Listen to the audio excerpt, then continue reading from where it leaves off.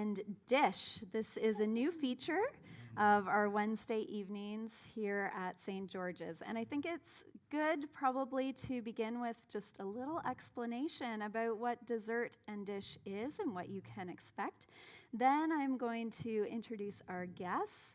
And after that, I'm going to introduce our dessert, and then we'll get into our conversation. So Dessert and Dish is going to be a weekly interview inviting real people to dish on the real challenges and blessings of living faithful lives. And it's going to feature a weekly dessert, hopefully something local or homemade each week. And that's because everybody who knows me knows how much I love dessert. Yes. And also I find that conversation just goes better over dessert. And also I think that we need a little bit of sweetness in our lives, a reminder of the sweetness of the kingdom of God that is always drawing near to us. So that is a short outline of what Dessert and Dish is going to be in the coming weeks. And I'm so thrilled to introduce my interviewees tonight, Allison and Gerald. They make up the award-winning duo, Infinitely More. And they are just fresh off having helped to lead our Advent Cafe worship tonight. So welcome, Allison and Gerald. Thanks for being willing to stick around for this interview portion. And I feel like the dessert also acts as a bit of an incentive, right? Absolutely. Well, we would have stuck around anyways to chat with you, but it's a lovely bonus to know that there's a lovely plate right here. That is the right answer. Yes. That's the right answer. So without further ado, we should also introduce the dessert. Now, this week was really a no-brainer because we live in St. Catharines. And in St. Catharines, we have this lovely place called Beechwood Donuts. Yay. Now, you can kind of see the insignia. It's a very simple logo that they have. But all across downtown St. Catharines, you can see people carrying these black and white boxes. Mm-hmm. And honestly, it just makes everybody's appetite wet as soon as they see these boxes because they know the deliciousness that lies inside. So Beechwood Donuts, local company, local business here in town. They do a ton to support the community and those who are on the margins in our community. And they're also really, really devoted to vegan food. So all of their donuts are vegan. You would never know it. I mean, you would swear eating these donuts. Seriously, don't judge them by it. You would swear that there is butter involved in these donuts. I don't know how there's no butter. Yeah. So you can lift your napkin. I put a selection of Beechwood Donuts over there for you. And we have a selection over here. There's some cookies and cream. There's some brownie delight. There's some berry fritters and Nutella. It's pretty lovely. We can share them, yeah. We're married. We have to share them. There's no prenup. There's no prenup on donuts. I had to be honest, too. When I'm downtown and I see someone carrying the box, especially if it's like 2 or 3 boxes, I'm like, oh, they're having such a good day. Like, yes, right? I don't like to be a jealous person, but like you're like, oh, I wish I was going to their office or party or whatever they're doing. I'm like, can I follow them to their car? Yeah. I think Beechwood, too, has a great Pay It Forward program, which is a really neat That's right. thing in their community, right? Do You can buy a little card, and they keep the cards there, or you can give them to someone, and the card can be exchanged for coffee or donut. And, like, I've been in this store before, and people just walk up and place their order, and they say, I want to use a Pay It Forward, and then it's paid for them already, or you can give them. I loved how your dad that one time, just once you told him about it, said, oh, and gave you $5 and said, when you're next time you're down there, just give them that. How cool is that? That's awesome. Yeah, that's what you get from like real local businesses. So they've been pretty creative about being able to keep going during the pandemic, and we're all grateful that they have been able to make that effort. So we are. Yeah. You can all right. smell them. They're so good. Well, dive in. I want to dive in. Do you want me to tear this one apart? There we go. These are things you really shouldn't do on camera, but here we go. 'Cause it's Well, gonna and be again, they're so married, good. so they can We get can their hands share. all over these donuts. But I will assure everybody back Nutella. home that the donuts were made and then they were put out and prepared according to all of the public health protocols. So nobody has to worry about spreading COVID with these delicious donuts. I'm just I going to have to worry about getting it on my mic, so I apologize to our awesome tech team for any icing sugar that I get on the mic. Yeah. Sorry. Sorry, not sorry. Right. So as you're eating your donuts, let's just start with a check-in about where you would normally be at this time of year and what would normally be on the horizon for you at the beginning of the fall. Allison, you commented before we began this evening that it feels like we should always be saying Happy New Year as we go into the fall. Yeah. Because, it is like a new chapter on in our lives when we start back at things. Lots of things are opening up. But for those of you who might just be joining us for the first time back at home who might not know Allison and Gerald, just tell us a little bit about what you guys normally do while you're eating your donuts. Well, if you'd asked me in January what we would be doing the Wednesday after Labor Day weekend, I would say on Wednesday we'll be in Northern Ontario. Mm-hmm. And that's because every fall we tour all of Western Canada. And we leave the Tuesday after Labor Day. So yesterday we should have left to start driving north and west. And normally we spend these 2 months on the road going all across Western Canada. We'd probably be in Thunder Bay tonight. We might be thinking, that'll be long. But we go right through Northern Canada. The first week we basically drive to Edmonton. We have friends there, and then we spend 2 months just traveling and singing and leading worship and doing concerts and all kinds of things all throughout the prairies and the mountains, and it is fantastic. And in the spring, as we talked about when we first met in the spring, we tour all of Eastern Canada, and this should have been our 10th anniversary year of touring. We started touring 10 years ago, and so yeah, we should be on tour, but the world is different, and God had a different plan for us this year. This will be the first year we're not seeing the mountains and the ocean, and that's a little tough. Yeah. We miss the mountains and the Absolutely. prairies. I love the prairies. And friends and countless opportunities to minister to people and to learn from them and yeah, I mean That informs so much, I think, of your lives. I mean, it's not just kind of your annual routine. It informs the music that you write. It informs the stories that you tell. It's been just a huge upheaval.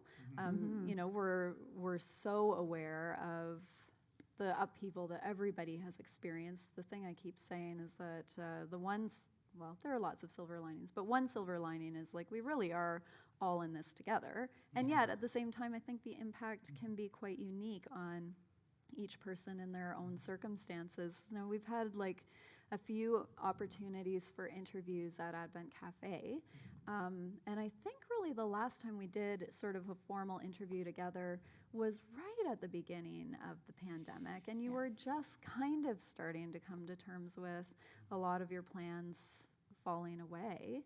Can you just share with us a little bit more about, what the past 6 months have looked like for the two of you? One of the greatest gifts I think that God gave us was right near the beginning of the pandemic. We were given a song I wrote called Tabla Rasa, which means blank slate. Mm-hmm. And there was just this sense that it was a new world, it was a different world. We didn't know what that meant. But there was also this sense that as we dealt with the weight of all of us dealing with this and people, dying and the devastation of seeing like those numbers come in and having our hearts ripped out over that, but just this sense that what could this be? How can we contribute in this? What can we do that's different than the day before because of this? Right, yeah. And so it became a kind of a gestation and creation period where we ended up creating a lot of music, like incidental aesthetic stuff. We both lost I lost 35 pounds. Allison, in the interest of helping me, has decided to lose it apparently as well, and not that she needed to, but yeah, it's been a really interesting time. It's interesting though, the one kind of offshoot of this is there's a strange sense of guilt that Okay. even in this capacity where we've been able to create these things, and we're about to go into a new season where we're doing kind of an online concert tour, and I mean, Allison will be speaking more about that stuff and songs, and we're going to be starting a new recording project soon. There's still this sense of weight and a little bit of guilt because we know there are people that are dealing with this in so many terrible and profound ways. Right, yeah. And so yeah, it's a strange season of balances. Yeah, I think that that word guilt is interesting because, there can be actually something healing and important about guilt. It's not just, we've got to make it go away. Like, I do think that one of the things that we need to take away from this particular time is what we need to do differently together. I'm not saying like Gerald should be carrying around a great big burden of guilt, but like together, I think we do really need to be aware of just how much this is impacting certain parts of our population far more greatly than others of us, and that needs to be something that mobilizes us going forward. I also love what you said about the tabula rasa. Did I get that right? Tabula rasa. Because I think, again, everybody who knows Allison and Gerald would completely affirm me in saying that, like, everybody who knows you knows that you bring such creativity and faithfulness to everything that you do. And just as long as I've known you, you've always been very open to how God is guiding you in whatever circumstances you find yourself in.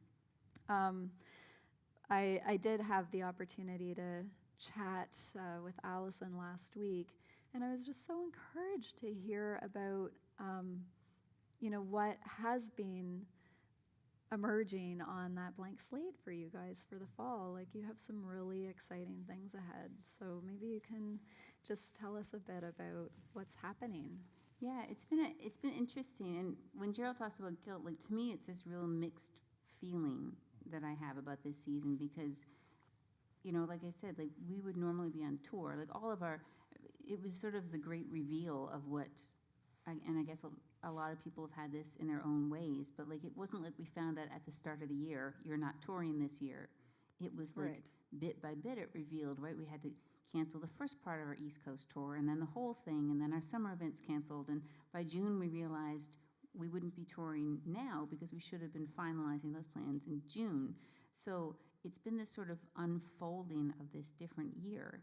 And, I think one thing that helped prepare Gerald and I for that is that as musicians, as artists, we're used to having sort of an unusual, ever-changing schedule and path for our life. So it's been, this year has been different, but years tend to be different for us. Like, it's not like we have the same job we've had for 10 years and suddenly that job is ended, which is the truth for a lot of people. So The nature of what we do is precarious. it's precarious and ever-changing and non-traditional hours and all that kind of stuff. Right. So we just have sort of felt we're in a different normal, I guess. And suddenly having all this time to write and create, and it's led, there's definitely been weeks this summer that felt quite uneasy, which I'm sure I'm sure we're not alone in that, the anxiety of the world and the uncertainty of our situation has been overwhelming at times, and yet we've seen God working through it and giving us a space to write as much as we have and to create. And now in the fall, I don't want to reveal everything because we have some plans coming into play that we're making some Just big announcements tease, about. just But we have some people very tease. interesting projects coming up in the fall that we did not think would be on our plate. And that's really exciting because, like, if you'd asked me in January, I would have said, well, we'll be touring the fall. We'll be touring Western Canada now, and we'll get back at Halloween, and then we'll have a little break, and then we'll start our Christmas season, and this is what the year will look like. And now the year does not look anything like any of that. Right. But yet, there's these really neat, unique opportunities that could only be birthed in this season. So I'll share the first one, which is what we mentioned at the end of worship, which is that we're doing a concert this weekend with the Niagara Folk Arts Festival. And they're calling it Arts to the Folks. It's a folk arts festival, and they're bringing it out to people. And, like, so we're part of a roster that had all, like, we're the only Christian group on it. There's children's artists, and there's, like, a guy who does, like, looping beatboxing stuff, and there's, I think, steel drum band, and, like, all these really neat artistic folks who are going to be performing all around St. Catharines Nice. at different times, and they're all being live streamed out. And we're part of that. We get to get into that community and share the light and love of God in this season, in our community. And that's so exciting. Yeah. Like, that's just, and it's going to be an outdoor concert. People can't attend it, but we're going to be right next to Montebello Park. We're doing it on the steps of St. Thomas's Church. So, like, we get to, like, have our music broadcast out to our downtown core. And who will hear that, right? Like, who Yeah. will get to hear that bit of encouragement? So these are things, and it reminds me when we do Advent Cafe outdoors, right? We always talk about who hears it that we don't know about. Yeah. So I'm excited about things like that that are happening in this season that we couldn't have otherwise done. And we have some very neat events coming up, which we're going to announce on Saturday, putting together a few details. And we have, as Gerald said, we're going to be looking at doing some recording. And he has been writing songs like, I cannot even tell you how prolific he's been this summer. Like, I mean, he's normally pretty prolific. he's normally so prolific, but it's just been like all the time. Like, he'll come to me and he'll go, do you love the new song? And I'm like, can you be more specific? Because there's 3 this week, and I don't know what you're talking about. So it's been really, really awesome. And the cool thing is that nothing he's written has been like, this is a song about the pandemic, and yet they're all being birthed out of this season of pain and anxiety and finding God's light and faithfulness and love and trustworthiness and faithfulness in that season. Yeah. I just wrote one actually for Allison that I'm really excited about.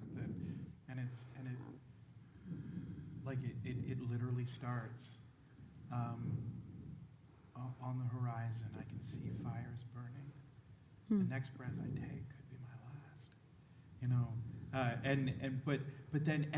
it has this rhythm and this momentum, and then the chorus, all of a sudden, space, quiet. His love will rescue us.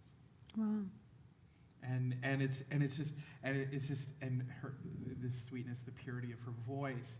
I'm getting goosebumps just thinking about it and stuff. So yeah, we're excited. So we have a lot to look forward to in terms of hearing from you, and I like that you've teased a few things that are going to be happening this fall, and that we have. I hope in this space we're going to get to hear that song that you just described with all of the goose pimples and everything.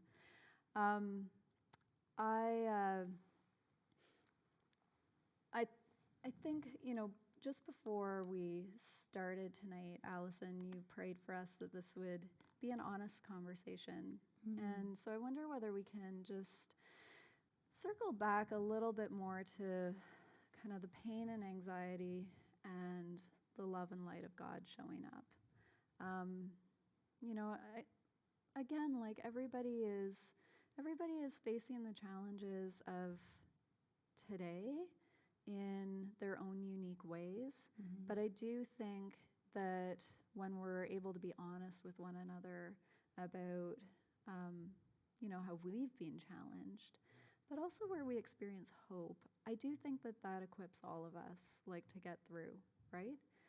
So maybe you can just share a little bit more about how God has been showing up for you in those times of anxiety and pain. And like the tabula rasa has some downsides to it as well as, Oh, you know, this great opportunity for creativity. So Yeah, and because again, there's also that sense of being overwhelmed by what's possible and what feels impossible Yeah, too, which is yeah.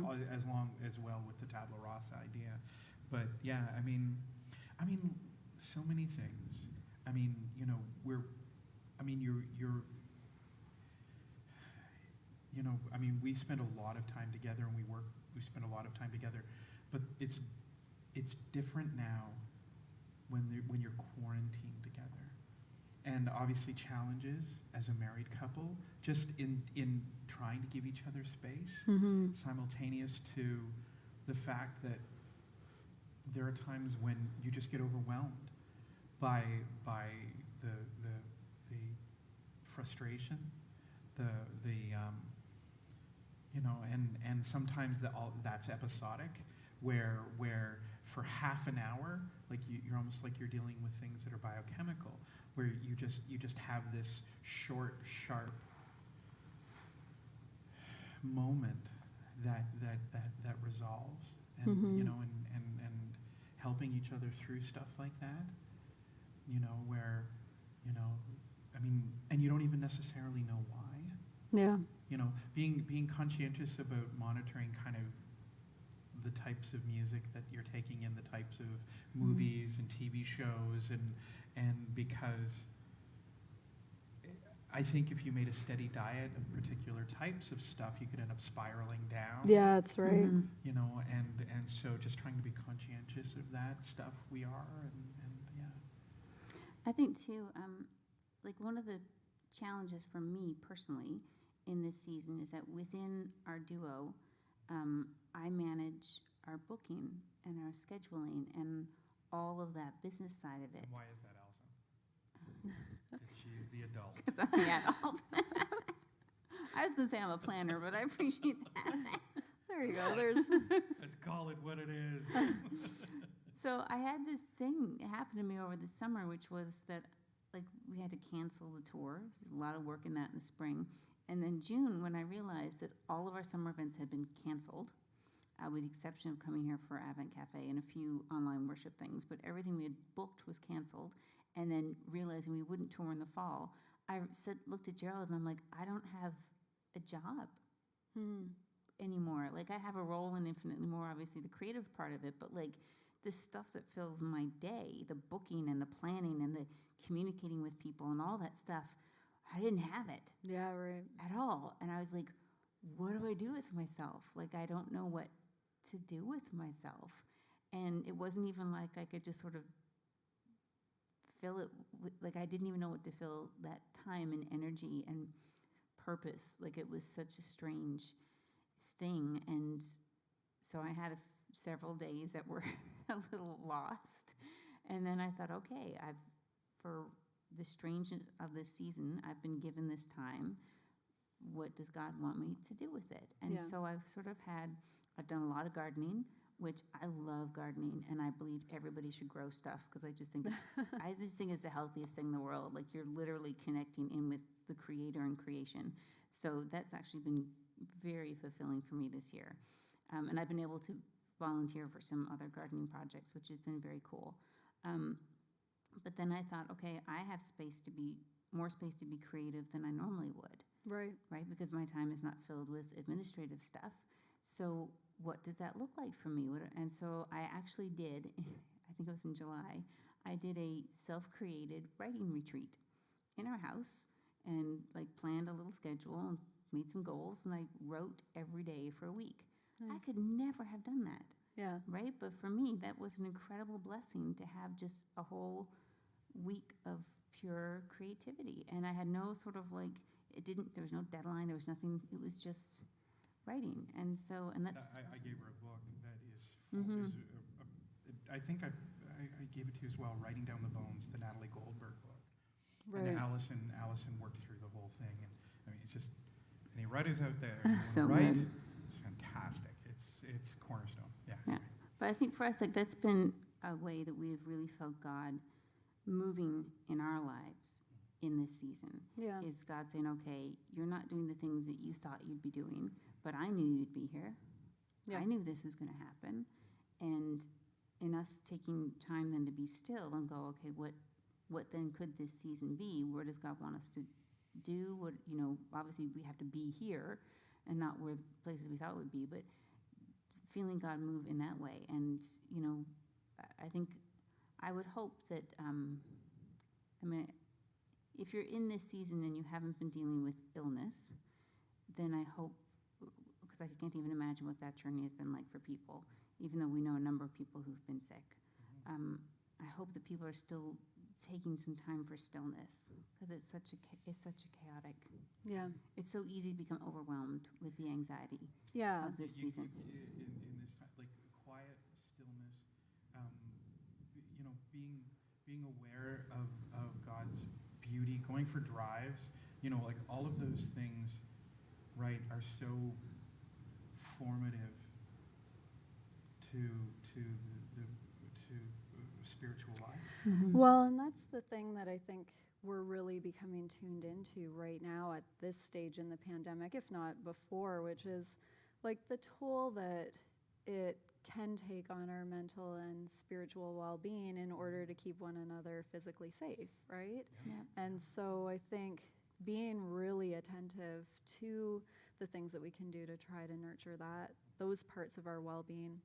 It's not always easy. Like, there's a lot of ways in which you have to be creative. I was really struck when we first kind of went into lockdown and things were falling apart with your tour and so on. You sent out some ways that people could support you in your ministry, and one of the ways that you said was prayer. Like, please pray for us. And I have really felt in my own life over the past 6 months how much I've been lifted up in prayer at some really critical junctures, and I sense that you've experienced that as well, like God showing up in that communion that we have with one another. Mm-hmm. Yeah, we have a song that is probably going to be on the new recording project called "A Prayer Will Find You." Yeah, And yeah, I mean it's having faith that even when you don't know what to say, pray. Yeah, there's like no downside to that. No, and it changes us, right? Like, if I'm praying about you, which I have been, Yeah. then like that's also a moment that I'm not concerned about me. Right. Do you know what I mean? It's that thing that it reminds us of caring for our community. Yeah. And I just, because you mentioned it, I just need to say this too, especially to our Advent Cafe community and to the people who are listening. Like, we have been so supported in prayer and love, and people have donated to our ministry, and we are so thankful to all of you who have done that, because it has been a very traumatic year in a lot of ways for us, with great worries and concerns, and I cannot even tell you how much they've, like, the love has just, it's filled all the gaps. Do you know what I mean? Like anytime we feel anxious, we get like an email with someone saying, I was just listening to your music today and praying for you, and I was like, that came at just the right time. Yeah. It's just been amazing how God works through other people. It is, yeah, it totally is amazing. When we were talking last week, Allison, the scripture that really came to my mind was Psalm 23, and we included that in Advent Cafe tonight. So that's the really well-known psalm, the Lord is my shepherd. Even if I walk through the darkest night, I don't need to fear because God is by my side. Like that just came to me so strongly in our conversation, because like there's no denial of the tough times. There's no rose-colored glasses. Like, the valley of the shadow of death is how some of the translations go, right? Like it lays it right out there. Like there's times of loss.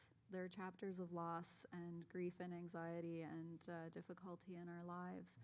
And it's one of those pieces of scripture that I had hardly ever even thought of because it's so well known. Do you know what I mean? Like some of if you grow up in the church or you've been in the church for a long time, there are some pieces of scripture that just feel like they're part of the background. And I remember coming to like a critical point in my life where all of a sudden life took kind of a left turn that I wasn't expecting. And I felt like I was reading that psalm for the first time because it wasn't a call to action. It wasn't like you need to trust God. It wasn't like if you just have faith, everything will be okay. It was like descriptive of how God actually does show up. Do you know what I mean? Like when I got to that like juncture in my life and I thought, can I handle this left turn? Reading that psalm like flooded me with all of the memories of times where I didn't think I could do something. I didn't feel like I was strong enough. I didn't think I had the resources. I was scared, I was anxious or whatever, and God showed up in like a myriad of different ways. Like the Lord is my shepherd in that moment was describing something I've actually experienced. Like I've actually experienced how God has shown up. And isn't it funny like how amazing it is in those times when everything falls away, in those times where we're like suddenly facing a tabula rasa and we weren't expecting it, that sometimes we can forget. Like we can forget, oh, I'm not alone. Like God is walking with me. I'm not just trying to navigate this by myself. And again, I think that's such a huge thing that we can offer one another as a community of faith, is that reminder, like, look for God to show up. Yeah. Look for God to be your shepherd. Look for the ways that that you're not alone. And then, you know, as you kind of said, Allison, then if you can flip that as well into a prayer that you can offer for somebody else, or something that you can do for somebody else, isn't that an amazing way that God equips us to be part of how God shows up? So this is kind of like a loaded final question, and I think it's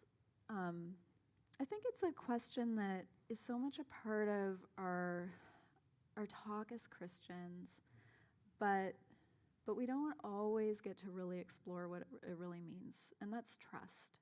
I mean, trusting God is kind of considered a cornerstone of faith, but I think that so often what we mean when we say that we trust God is that we're hoping God's going to do what we want. Right? Like, we're just like if we just kind of say it often enough, then maybe like God will just like follow the plan that we have in mind. Yeah, like thy will be done in the way that I would like it done, please. Yeah. Like God is like some spiritual Amazon. Ooh, I'll just click here. Yeah. And then it'll be delivered. Right? By tomorrow. So like what does that trust component look like for you guys? And has it been changed or shaped by the last 6 months? Again, the life we live, like against all possible wisdom and rational thought, we sold our house and we moved to Nashville. Like not recently, but No. When we were first married, we did that. Kind of, yeah. No, not now that we're established. No, when we first got married and we had no idea who we were. That's when we did. Yeah, right. You know? People were like, "Oh, you're settling down." We're like, "No, not really." It's kind of the way we're kind of personally hardwired. We're like, we want to serve you, God, so we're going to throw ourselves into the abyss. Please catch us. We're like living right on the edge of the comfort zone. We're like, not there. We're gonna live right out there. And you know, there's actually an atheist quote that I modify for Christianity. Okay. And it's Goethe, and it's basically my modified version of it is that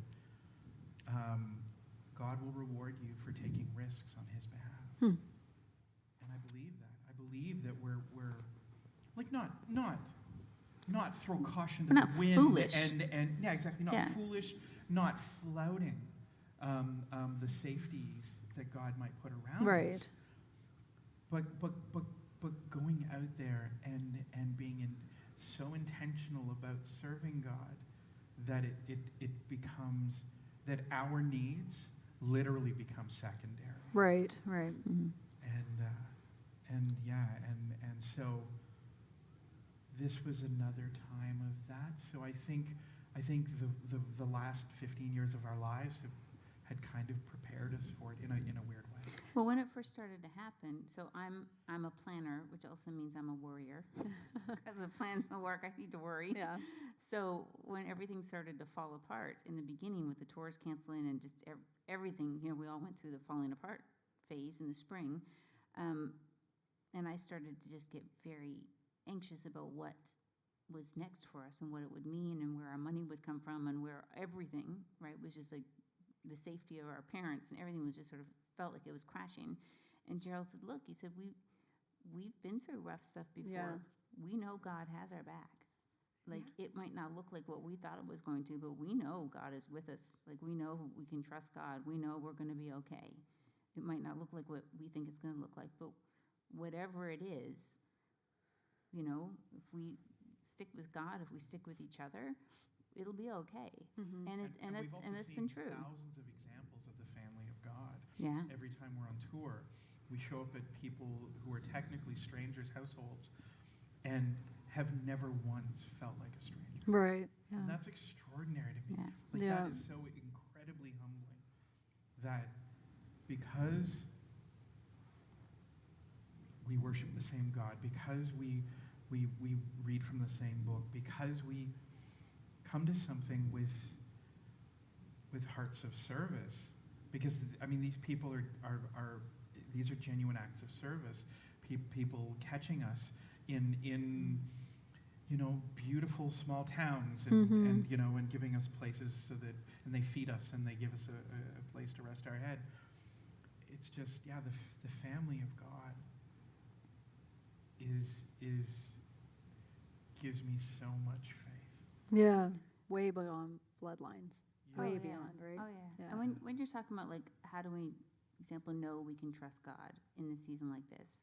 Like, for me, it kind of comes down to two things. It's related to what you were saying there, too, baby. Like, one is that I know I can trust God because I've felt myself being able to trust God. Like, I've felt God show up in times and places and ways that have no other explanation Right. than God is moving Right. in this world, right? It's stuff that you're just like, that doesn't make any sense. If I tried to explain that, it wouldn't make sense, but I see God showing up. And so I have those experiences. But then when I struggle with that, I look to other people. And like, that's why I think it's so important that we share our experiences with God, that we share our stories, that we share our encouragement with others. Like, one of my favorite verses is from Matthew. Let your light so shine before others that they may see your good works and glorify your Father who is in heaven. Yeah. Like, if we let our light shine, that can lift up other people. And there are times when I have not been able to rely on my own story, my own strength, my own whatever, but I see God moving in your life, Yeah, in your life, exactly. in your life, and I go, okay, God is still moving. I might feel weak in this moment, but I see God moving because someone else has dared to share their story. Yeah. And yeah. sharing our light in that way, sharing that love, I think we cannot tell how that's lifting up other people and the power of that. And I have been encouraged by people doing it, so I'm thankful for that. And that's why I hope that I don't miss opportunities to share that love and Yeah. light with other people. Yeah, I think that's one of the things that has been strongest for me actually in the past 6 months is just how much of a blessing it is when we can share those just like really honest, sort of unfiltered stories of where life fell apart and where God showed up.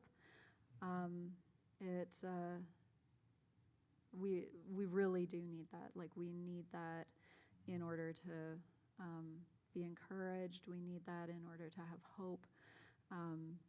We need that in order to, like, train the right right faith muscles and I like that. like kind of have the right lenses on our glasses to be able to see. Like, I think a lot of it is that we can help one another practice to be able to see God at work. And I think that's kind of a perfect way of just encouraging people to continue to join us as well in this segment, because that's the whole point, right? Like, to have these opportunities to tell these stories and to eat dessert. And to eat. I was just thinking too, like Gerald talked about earlier, if you consume a lot of like the wrong TV shows or something, it starts to shape your mind and makes you more anxious. But we can train ourselves too to see blessings, to see the sweetness of life, to Yes, see yes. God Yeah. moving. And Yeah. the more that we train our hearts to that, train our eyes to that, the more we see God moving. It's not that He's moving more, it's that we're seeing it and Yeah. we're Yes. able to bear witness to it. A And time of quiet miracles. Yeah. yes, Yeah, he's nice. just quoting his own beautiful songs there. But That we can look forward to hearing. Amazing. Well, thank you, Allison and Gerald, for being the inaugural guests of Dessert and thank Dish. you. And thank you to our other Allison, who is making this live stream possible.